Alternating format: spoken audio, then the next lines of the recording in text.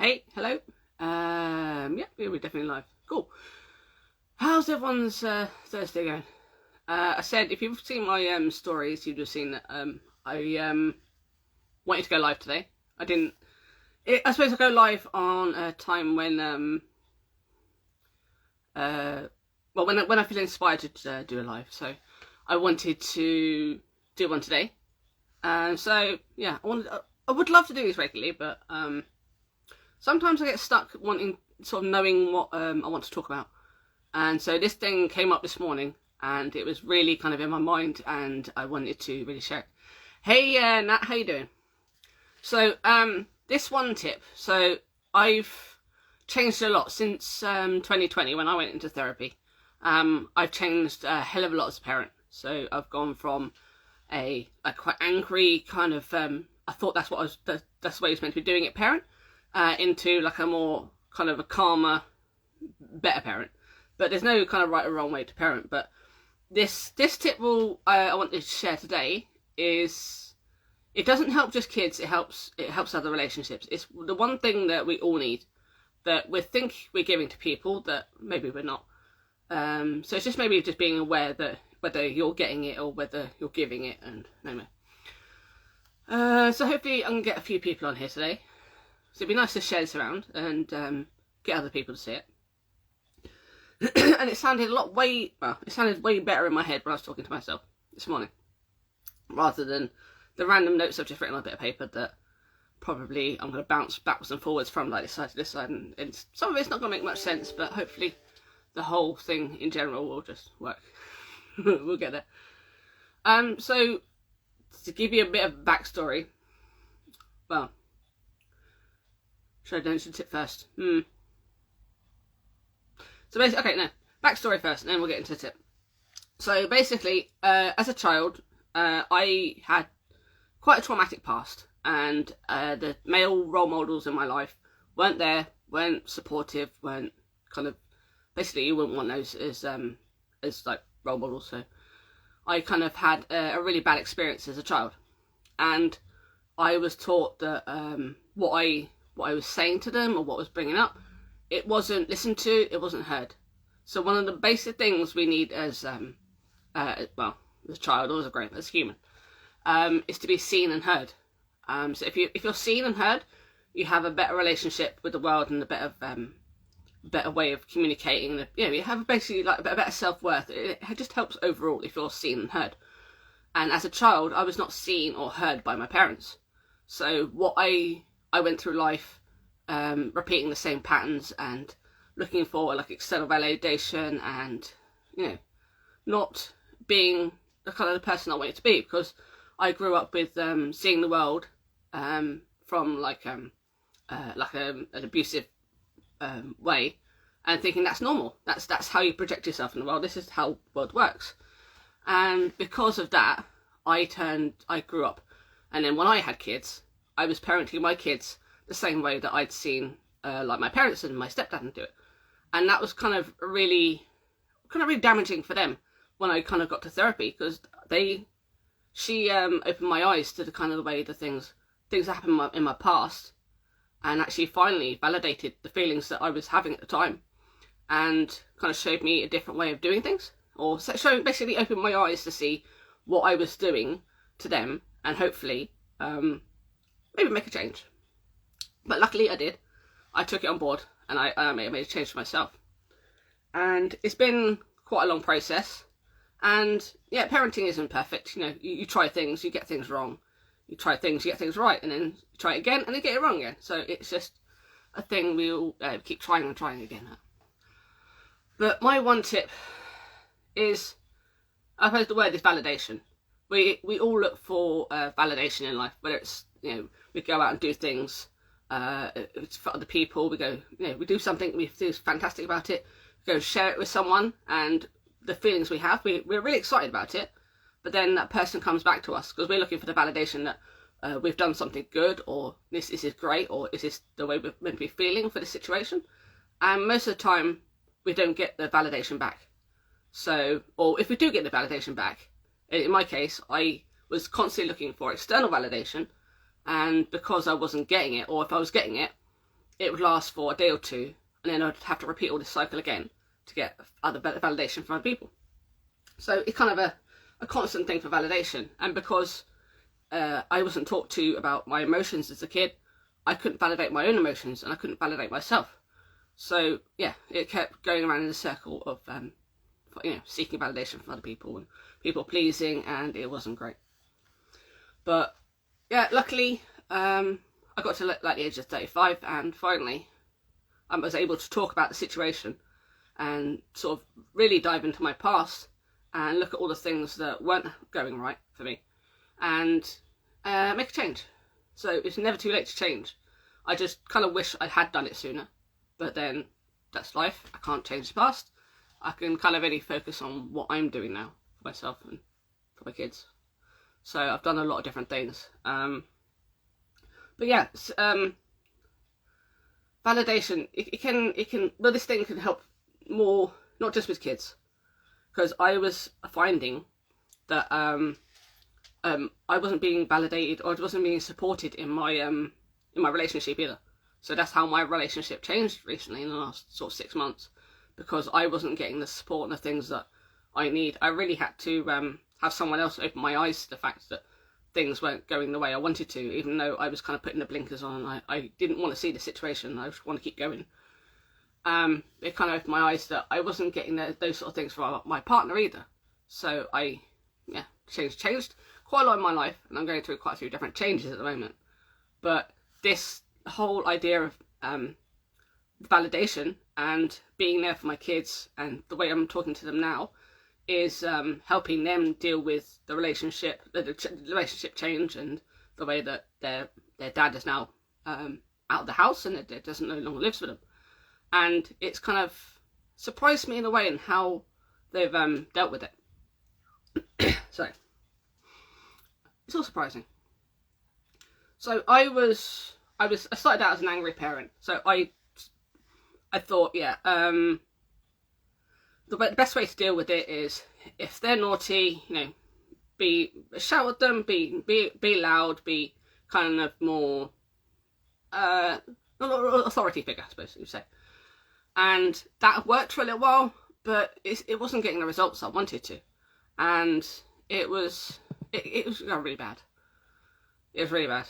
And it wasn't until when I got to therapy that I felt really guilty that I'd actually been doing that to them, because that was damaging to them, because they'd done, my stepdad had done that to me, and that left me feeling really horrible and really, I suppose, I had a lack of self-worth as a child anyway, and that just added to it.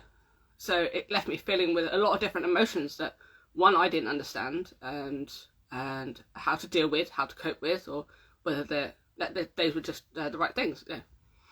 And that I thought that me doing that to my children at that age, that would leave them with the similar way of thinking. That would lead them into like their future, because everything that we learn from a period of time, so between like 0 and say 10, between 8 and 10 is where we've kind of set a lot of our conditioning from as a child. And we carry that all on through our adulthood, a lot of it subconsciously, without even thinking about it. Hey everyone, no kids, but love to see. No worries, Donna. That's fine. This can apply to relationships as well as children anyway. It's just I'm relating it to children because it's helped me with them, but it has in a way helped me with my relationship. And so I'm now getting back on track. My brain's gone fly. So I was looking at the things that are brought up in therapy. I had to look back at the way I was dealing with my children and how maybe putting myself in their shoes and how they would feel.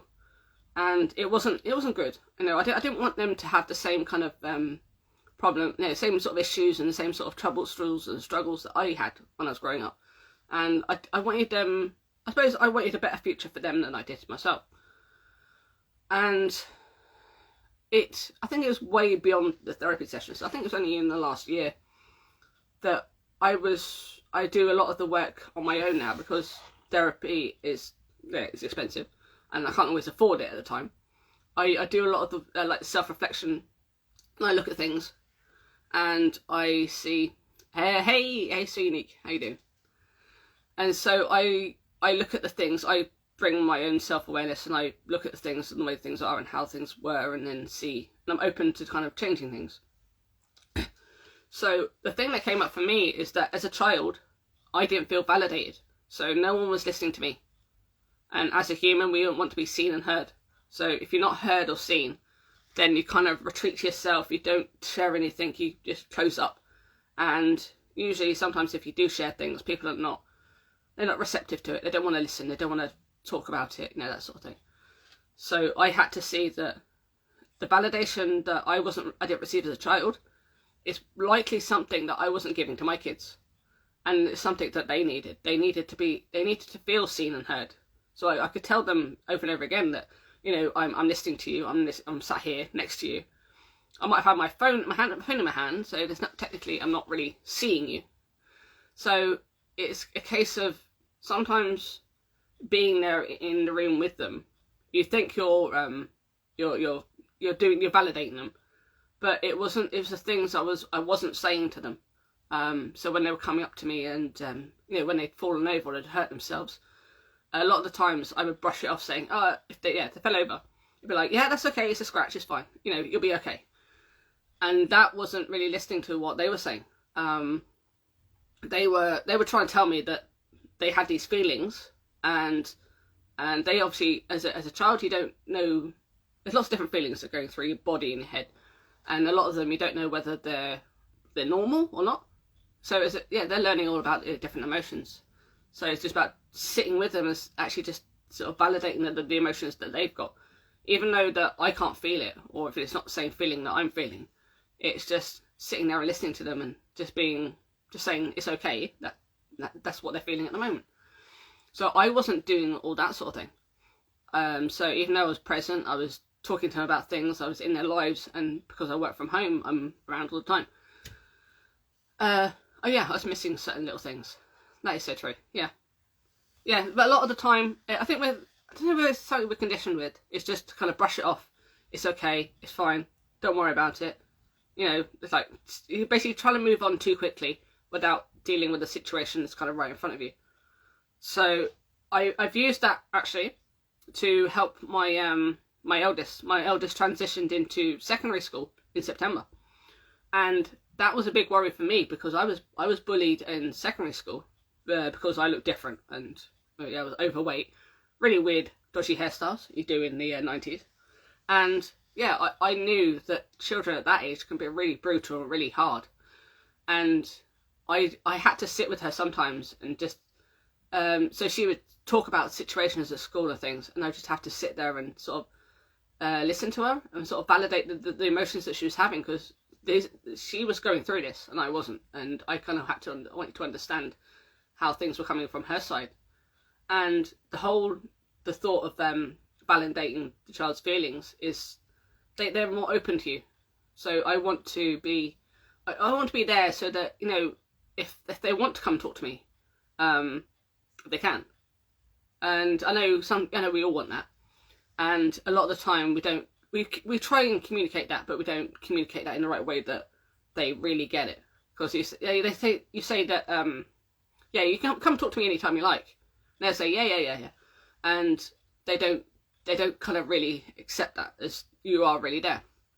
So I was wanting to be the one that they came to just randomly anytime you like, and I would just sit there and listen to them, so that they felt that I would be the parent there, and no matter what happened, I would sit there and listen to them without the judgment and about the things, and I didn't have to fix anything. I just had to be there so that they could feel seen and heard.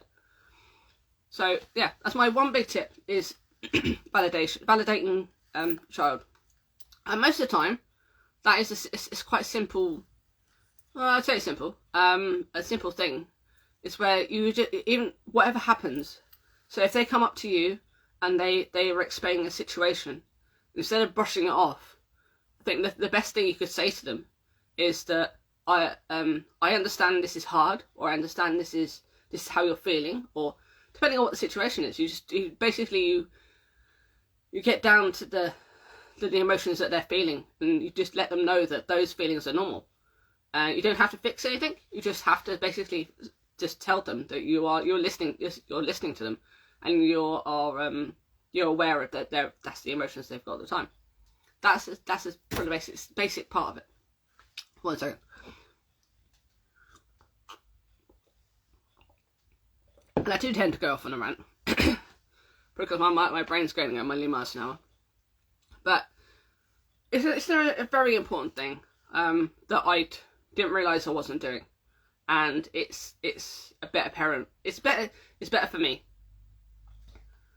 It's better for them, and they're getting the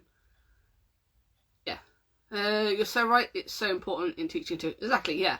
How many times have you been in a situation where you've shared something with someone and they've got defensive, or they've basically shut you down or something, and so they're not listening to you. They're not even accepting that your point of view may be different to theirs, or they don't have to agree with it. They just have to kind of say that, yeah, those are your feelings, and then these are my feelings. So I think generally talking about feelings with your kids is really important, just to understand what feelings that they have and what feelings that they can feel. Maybe that's not the right feeling, or it could feel in a different way. A lot of parenting at the moment, a lot of parenting that I've seen in the past has basically not. It's kind of put aside feelings because life is hard and there's so much going on and there's so much to do, and yeah, we feel guilty that we don't do this. But sometimes just sitting down with them, even if you have like a spare 5 minutes, just talking through things, because they would really appreciate that, and it probably means a lot more to them than you kind of realise.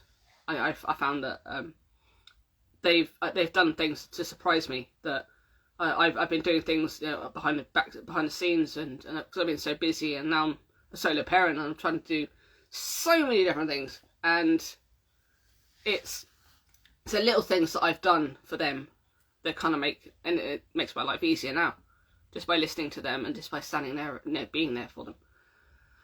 So my one tip is to validate their feelings as much as possible. Whether you understand them, whether it could be like a game or it could be anything that they're really excited about or really sad about. It could be happy or sad emotions, any emotions. Just be there to kind of say that you understand them, you're listening to them, rather than just sort of half listening to them and say yeah, that's nice, that sort of thing. It's a better way of doing it anyway. And my mind's gone. So how you doing? Hey Kelly, how you doing? Hey Sarah Lou. Okay, right. What else we got on my list? Let's see that. So how this has helped in my relationship is I didn't want to see it for quite a while, but there was a long time where I wasn't supported. So what I was sharing, so I was looking for validation from my partner, and I was sharing things that I was doing for work. Hey Kelly, how you doing? And thank you for that. And so I was sharing things with them. I was sharing like the good times, the bad times, and this was quite a long time ago. I was sharing things, but I always used to get pushback from it. So even if I was had a really good time, I would get a negative response. I would get all the worry from him. So he would go from, he wouldn't even say, that was great, that was fantastic, you're doing really well, and they're very, very supportive. He was kind of more worried about what happens if this doesn't work, how will you survive this, will you take on too much work on this, that, and the other. And at the time, I kind of dismissed it, and I put it to one side thinking that was normal, because, to me, I've never been validated. My feelings have never been validated in such a way that it's understood anyway. So I didn't know what was normal, so I just accepted that was normal and then carried on. But that resentment and the feelings just kept going around in circles. So eventually, after so many times of sharing things, I closed up on him, and we never really talked about these things. So I could never share with him. Even if I was going through my lowest point, I couldn't share that because I knew from the way he was and the way he'd done things in the past that he wouldn't have validated any of those feelings, and he wouldn't have been the supportive person that I needed. And it didn't take until, well, it took until around about last August, where I kind of really had to kind of confront it. I didn't really want to. It was kind of really nerve-wracking. But it was an important thing that I needed that validation from a partner that that wasn't getting. And it's a thing, a learning curve. I've learned it for the future, and it's something I'm looking for the future. But sometimes you don't see the things that kind of obvious in front of you. But it's a learning curve. There's no ill feelings from him, but it's just, I know for now that that's not what I want for myself and for my kids, and so I'm practicing a way of being open and being there for him, not for him, for them, so that, and they also notice this as well, by the way that I am as a parent to them, and the way that he is as a parent to them, they notice a big difference. And I do wish that they would go to him and talk to him about things, but they won't. I just know they won't, because of the way he won't validate their feelings. They won't feel as seen or heard with him as they are with me. But yeah, I'm hoping this tip helps everyone. I've made a big step. I made the choice, which is a very, very scary choice, because no one really wants to be a single parent. But I knew that they watch things, and kids are smarter than you kind of give them credit for. They would have seen what was going on, and I didn't want them to think that this is the way a relationship should be. And yeah, maybe it's too late. Maybe I need to do some work with that. But I know a lot of the things that I'm doing now is to kind of undo a lot of the negative things that I did when before my oldest two were up to like 5, because I was a very different parent back then. I can tell that now by my oldest one has an issue with regulating emotions. So hopefully, I'm hoping that by validating her feelings, she'll be able to deal with the emotions better and find a better way of dealing with it and talking about things. But that's small steps. Good for you for confronting it. You have to make sometimes very hard choices, but you do for the best reasons. Exactly. Yeah, very true. It wasn't easy. It was the best decision in the end, and it's hard to go through, I suppose, at the time. And I suppose it's been great that the kids have been able to handle it and have been able to deal with it in such a way that I don't know whether they just from their reactions, it doesn't affect them in a big amount, because they still see their dad and they still get to talk to him, but they also get to know that the home that they are in, that they belong to, they're loved here and they're seen and they're heard. That's the thing. That's the only thing I want them to feel, and I think I've done that. So that makes me feel good as a parent anyway. But yeah, hopefully this tips helps anyone. It can help with with your kids. There's no time too early to start with this as well. So I find the earlier you start, so at like 2 or 3, just by sitting down with them, if they've done something that they think they're wrong, or it's something that so maybe knocked something over, or they've hurt someone or hurt themselves.